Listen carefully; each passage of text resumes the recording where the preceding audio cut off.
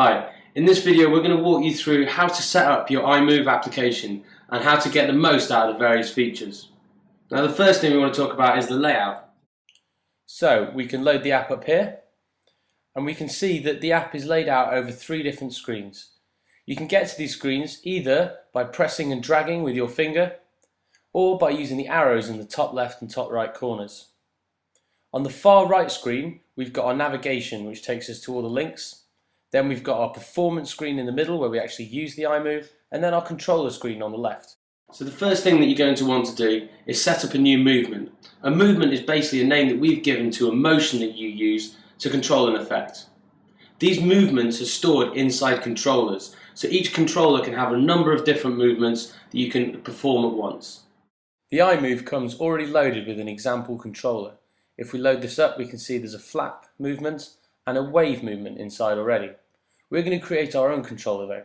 So we press add a new controller and we'll give it a name. I'm going to call this Traktor because I use it with Traktor. Here we add a new movement inside the controller, and this is going to be controlling the delay. So I'm going to call it delay. There are 3 axes that you can choose from for your motion. The flap axis, twist and wave. And to help you pick which axis is going to be best for your motion, there's bars on the screen that will move as you move the axis. So what you will need to do is perform your motion and have a look to see which bar moves the most.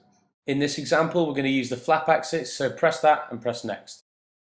Each axis works over a range of 180 degrees. So for example, if you had the flap axis set up with an echo, at the very bottom of the axis here you wouldn't hear any echo, and then as you move it up you'd hear more and more and more until at the top you can hear the whole echo.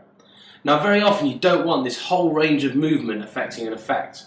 So we added a range screen, and this allows you to set the minimum and maximum points of your motion. So for example, if you set the minimum here and the maximum here, at this point you wouldn't hear any echo, and at this point you would hear the whole echo. If you go below your minimum point, it stays at 0. So we press our min and max to set the range, and next will take us to our MIDI stop value screen. Now this is the default MIDI value that's sent when you turn the iMoov off, which is great for snapping effects off on the beat.